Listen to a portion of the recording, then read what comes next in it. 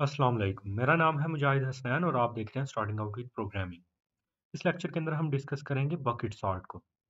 अब पिछला जो हमने रेडिक सॉर्ट हमने पढ़ा था उसके अंदर भी हम रेडिक सॉर्ट को बेसिकली नहीं यूज़ कर रहे थे, उसके बैक एंड पे हम कौन सी यूज़ कर रहे थे, हम काउंटिंग सॉर्ट को ही यूज़ कर रहे थे।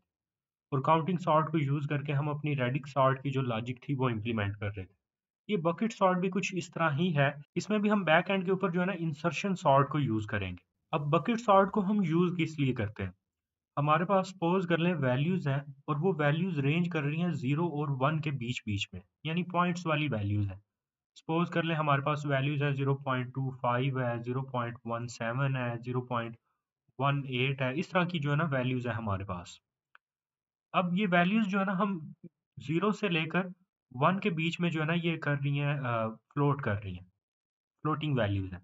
इन फ्लोटिंग वैल्यूज़ के लिए हम सबसे पहले जो है ना एक अरे बनाएँगे, रिजल्टेंट अरे, जिसके अंदर हमारी ये सॉर्टेड वैल्यूज़ जो हैं ये सारी जो हैं वो स्टोर होंगी।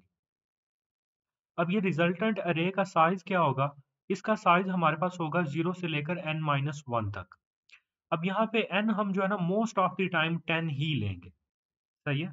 यानी हमारे पास ये जो अरे बनेगी वो 0 से लेकर 9 इंडेक्स तक आएगी, जो हम ये रिजल्टेंट अरे बनाएँगे।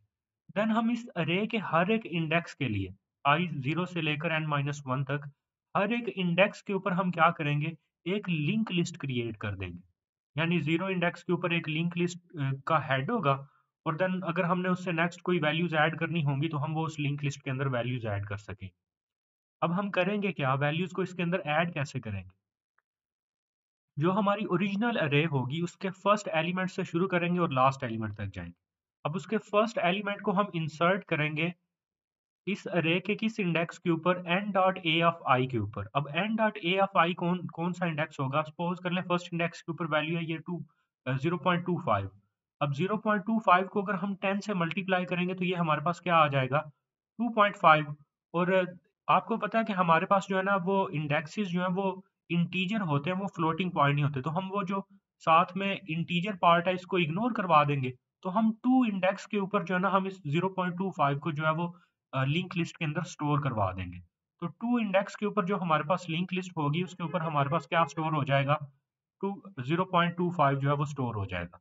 तो यूँ हम अपनी वैल्यूज़ का जो है वो इंडेक्स फाइंड करके उनको जो है ना वो इस हमारी जो लिंक लिस्ट वाली जो अरे होगी उसके अंदर उसको स्टोर करवाते रहेंगे।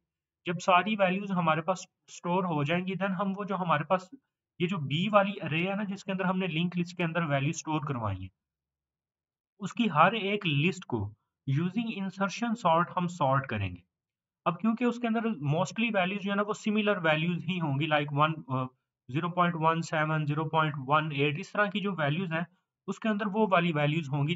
वन इंडेक्स के ऊपर कौन सी वैल्यूज होंगी जिनके का फर्स्ट डिजिट जो है ना वो 1 आ रहा है।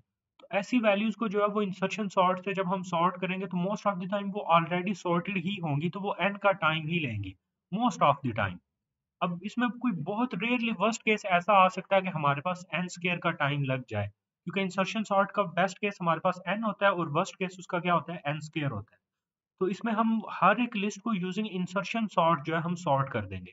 देन इंसर्शन सॉर्ट से सॉर्ट करने के बाद वो जो हमारी अरे है उसकी हर एक लिस्ट को हम कॉन्कैटिनेट करेंगे और कॉन्कैटिनेट करने के बाद जो है उसको हम रिटर्न करवा देंगे। इसकी एक एग्जांपल देखते हैं जिससे आपको बेटर अंडरस्टैंडिंग आएगी।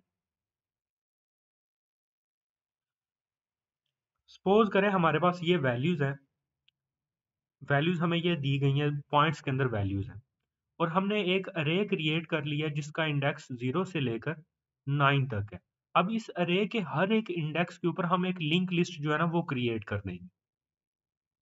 अब सबसे फर्स्ट वैल्यू कौन सी है हमारे पास? 0.78। इसको हम 10 से मल्टीप्लाई करें तो ये बन जाता है 7.8।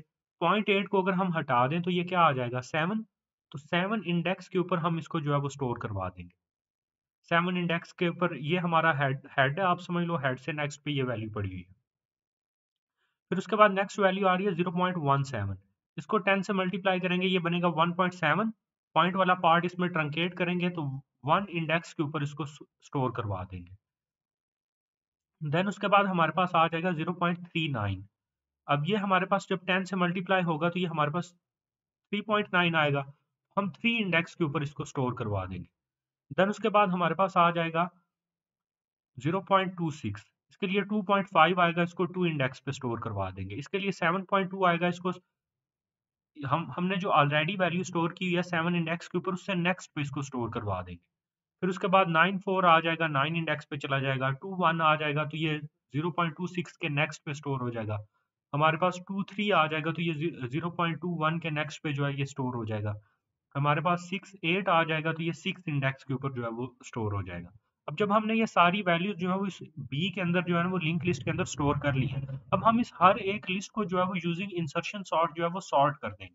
जब इसको सॉर्ट सॉर्ट करेंगे हर एक लिस्ट को, तो 1 इंडेक्स के ऊपर सॉर्टेड वैल्यूज आ जाएंगी, 2 इंडेक्स के ऊपर भी सॉर्टेड वैल्यूज आ जाएंगी, 3 इंडेक्स पे भी, 6 पे भी, 7 पे भी और 9 पे भी।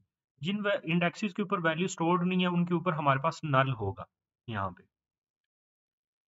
तो जब हमने इसको सॉर्ट कर लिया, अब सॉर्ट करने के बाद ये हर एक लिंक लिस्ट को हम क्या करेंगे, कॉन्कैटिनेट करेंगे कि हमारे पास जो है ना वो सबसे पहले जो सबसे पहली लिस्ट है वो कौन सी है, 1 इंडेक्स वाली, तो हम 1 इंडेक्स वाली लिस्ट लिखेंगे।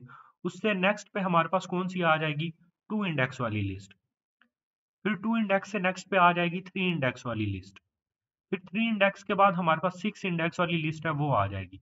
देन हमारे पास 7 इंडेक्स वाली जो लिस्ट है वो आ जाएगी। देन उसके बाद 9 इंडेक्स वाली जो लिस्ट है वो आ जाएगी। तो यूं हम इसके अंदर इसको कॉन्कैटिनेट करके इसको रिटर्न करवा देंगे एक सॉर्टेड ऑर्डर के अंदर, ये जो है ना ये रिटर्न हो जाएगी। अब इसकी प्रॉपर्टीज देख लेते हैं।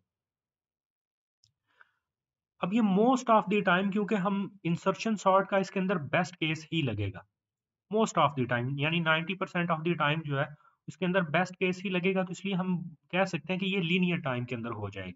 और अगर ये वो जो 10% ऑफ द टाइम अगर ये बेस्ट केस नहीं भी बनता, वर्स्ट केस लग जाएगा, तो देन उसके केस में ये सब्ट्रैक्ट एंड कंकर अप्रोच जो है ना वो लग जाएगी। हर दफा जो है वो हमारी प्रॉब्लम जो है वो n-1 हो जाएगी उसके अंदर।